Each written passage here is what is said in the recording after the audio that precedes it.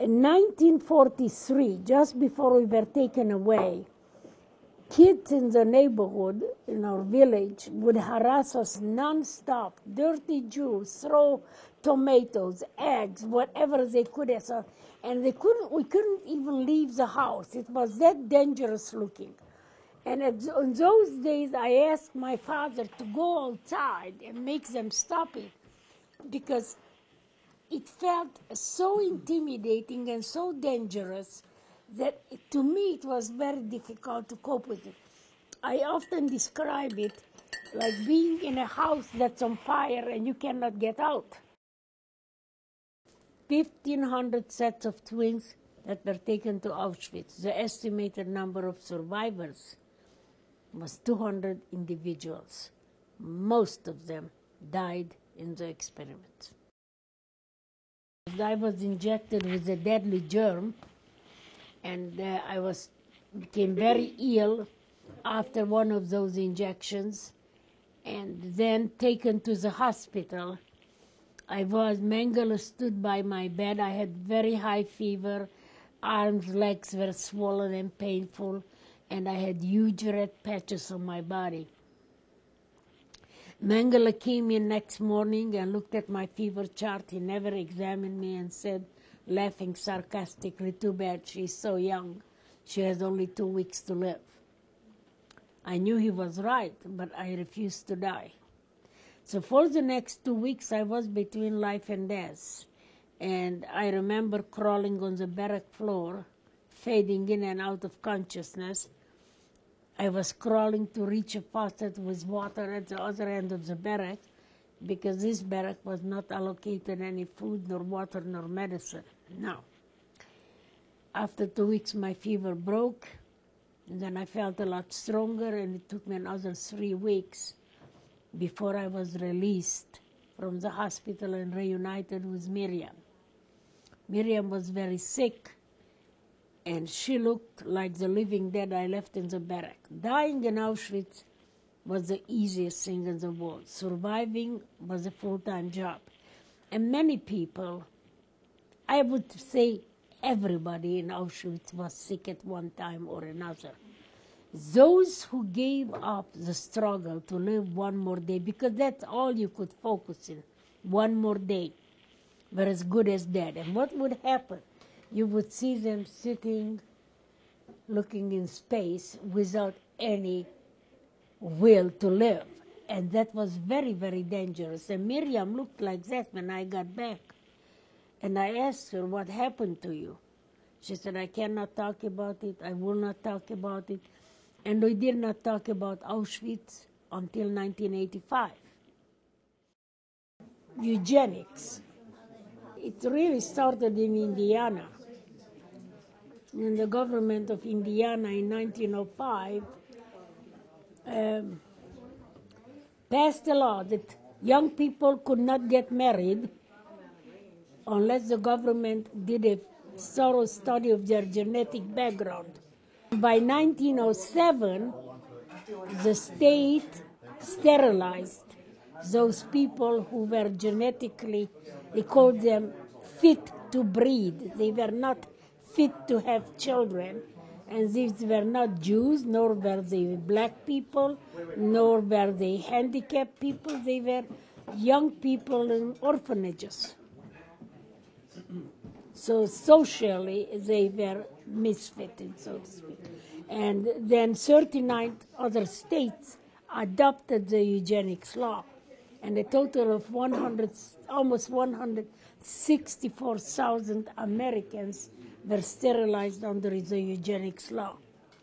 Well, articles have been written about it, and Hitler read one of those articles, and he liked the idea that he had control over reproduction.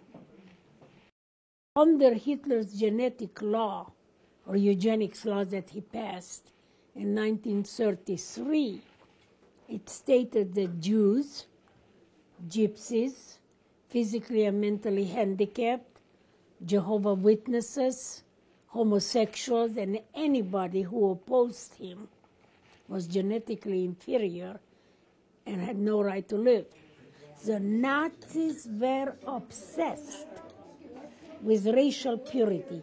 And in order to somehow live up to that crazy idea of racial purity, they were going to eliminate, kill all those people who might in some way threaten that purity. When I met with Dr. Munch, I asked him what did he think about the Nazi philosophy. And he said to me, it was sick. I said, what do you mean? He said, it's and scientifically incorrect. Because they were going to raise tall, healthy, good-looking, pure bred Aryans. And he said, scientifically speaking, the purer a breed is, the weaker it becomes. Of course, we know that from the end, that was the first time that I kind of looked at him. A Nazi is telling me that the Nazi philosophy scientifically incorrect.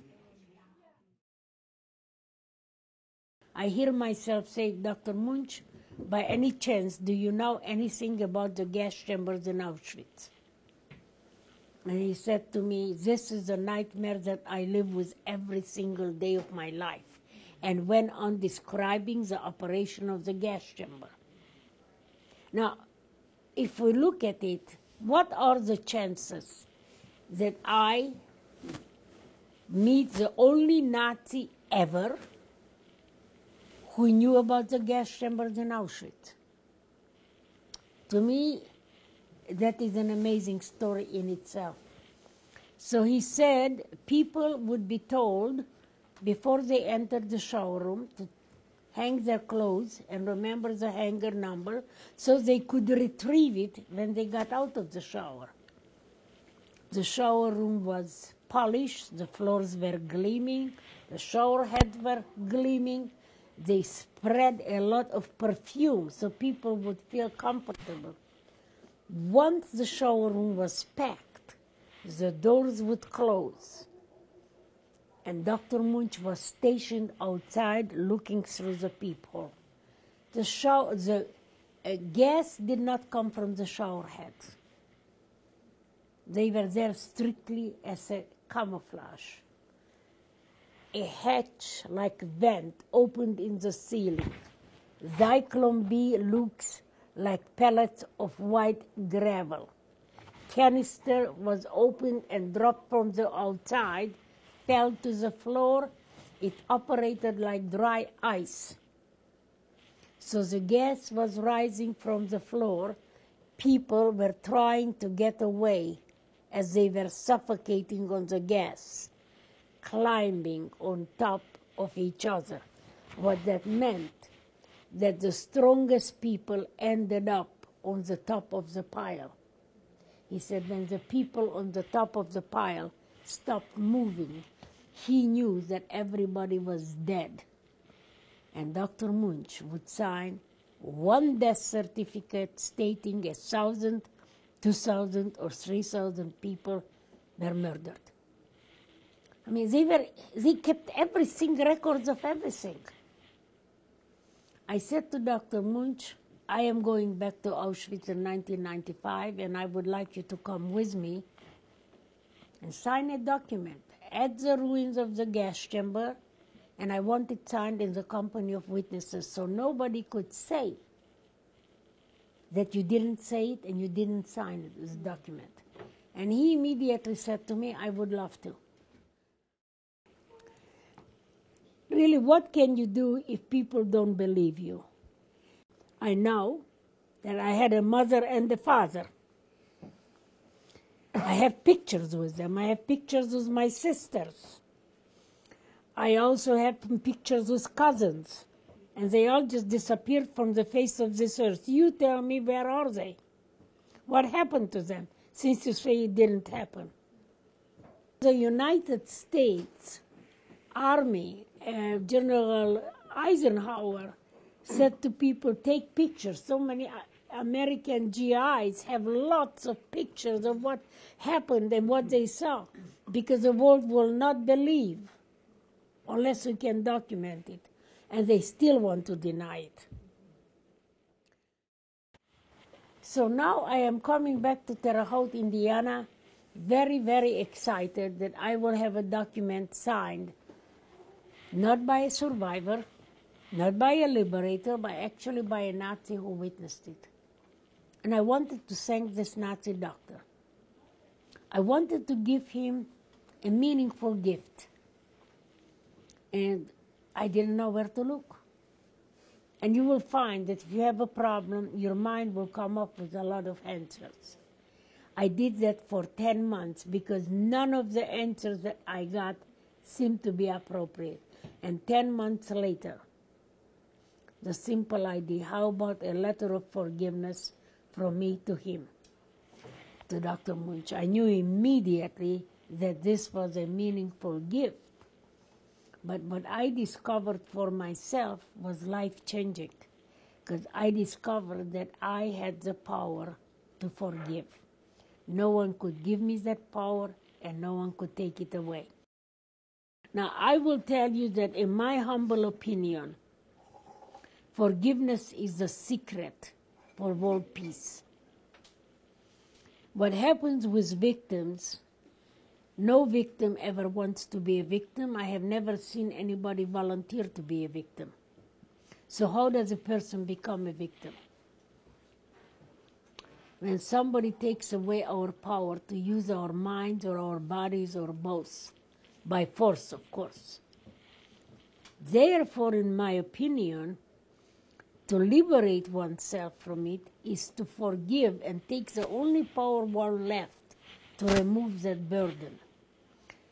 I call anger a seed for war. I don't think that there was ever a person on the face of this earth who was a very happy person who wanted to start a war. People who forgive, they are at peace with themselves, and therefore they don't want to start a war. Therefore, I call forgiveness a seed for peace. The truth is that we can teach forgiveness. The biggest gift that we could give victims who have been liberated from any oppressive situation is to teach them how to heal themselves. We cannot heal them. Each person has to do it for herself or himself. But we can plant that little seed in their mind that maybe a year, 2, 3, 5, 10 years later, the Holocaust happened almost 70 years ago, and the majority of the survivors are still victims. Isn't that tragic?